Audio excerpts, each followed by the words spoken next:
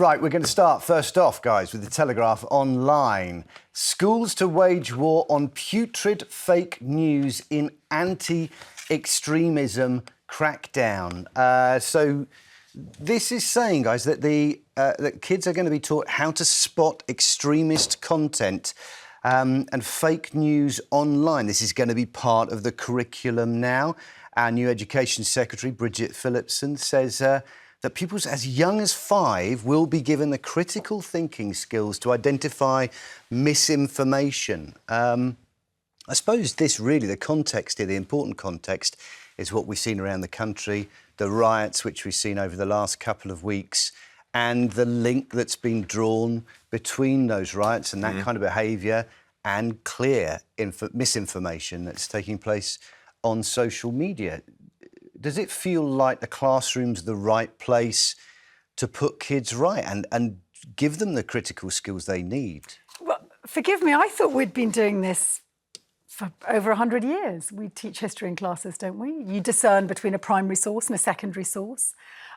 That's one of the things that pupils are taught to do in almost all their critical thinking that is already invested from the age of 5 upwards to 18. It's just this is slightly different because it involves misinformation in a news context. And by the way, last year my daughter came back and said, well, teachers tell us that the 2 sources we can go to where we can get free and reliable news are the BBC and The Guardian, because most others have a paywall. So this sort of information is already being imported. I have to disagree with you because even I see things on social media now and I'm amazed that it's fake. I think what we have to come to terms with is that the technology is so sophisticated out there now, it is easy for us to sort of get conned. So I think what we need to reinforce is that don't start off on the basis that every single thing you see on social media is false. That's the premise you need to start off with, and then go back to find up information to back it up. I mean, the technology out there is phenomenal, and we have to accept the fact that actually we have to instill in young people,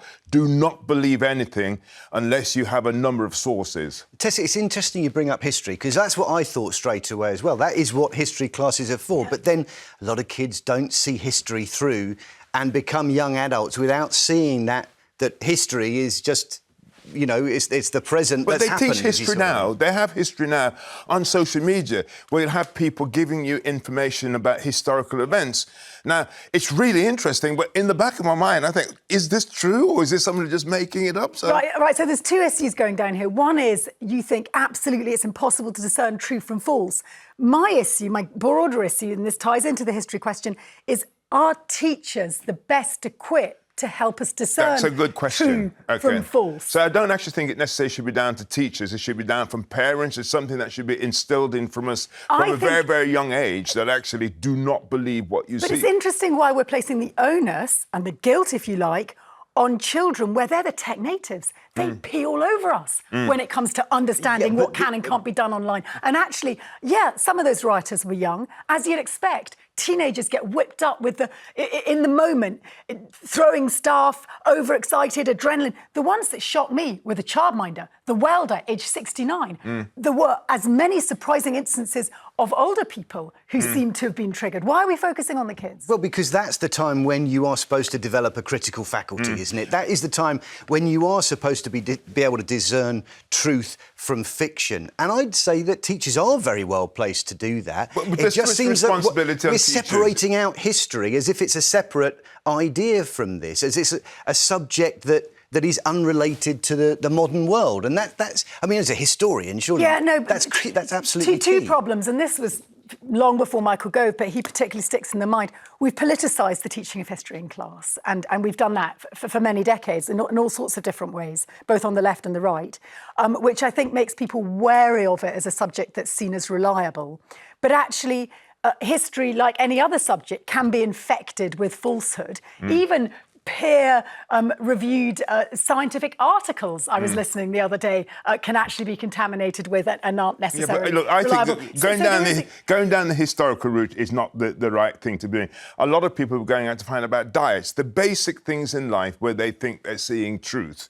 what we need to do, and parents need to take responsibility. I'm not one of these people who think it's all down to the teachers. It's down to all of us to say that the digital information out there is not necessary. Huh? So where do we tell children they can get reliable information? But the point is, it's a bit like when you teach a child to look across the road before they're walking across the road, otherwise they get knocked over.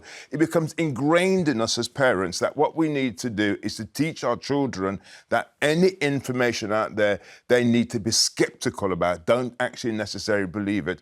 And that's what we need to tell the next generation, because remember, this stuff has only been around for a very relatively short period of time, and we're then having to think about how we're going to teach our young people not to be drawn in by it. Just to tie it finally back to history, you know, what's the source? What's the footnote? How can you pin this down? How can you prove it? And that skill that should be applied likewise to a statistic that you read online on whatever Twitter post or Facebook. Surely a key thing here. Statistics and all that nonsense. Percentage of migrants that do X. I mean, a much more real-life skill is, what does this person have to gain from telling me this? Because that's, you know, when we look at this, there are people monetising these digital streams now. They're making money from spreading misinformation as well. And that's something we need to let our kids, well, all of us, we need to realise is if you look at something, somebody might have an axe to grind or might be getting something out of this. Yeah, but also it's about weaponising statistics. And it is. You may laugh at the word statistics, but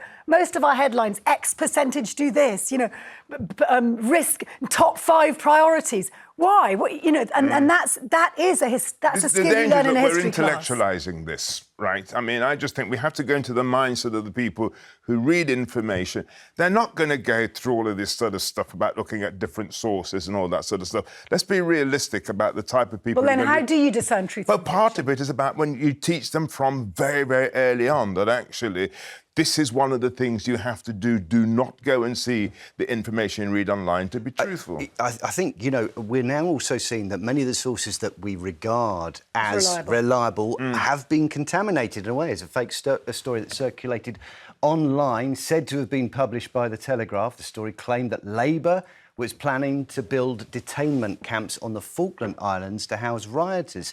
The image was widely shared on social media, including by billionaire and the owner of X, Elon Musk. The Telegraph put out a statement saying that no article had ever been published by the newspaper. So fascinating. Yeah. Some of the sources that maybe we are relying on or take as legit doesn't always follow through. And it's clever that, isn't it? The use of the Telegraph, a right-leaning paper, a paper that you might assume would publish an article like that.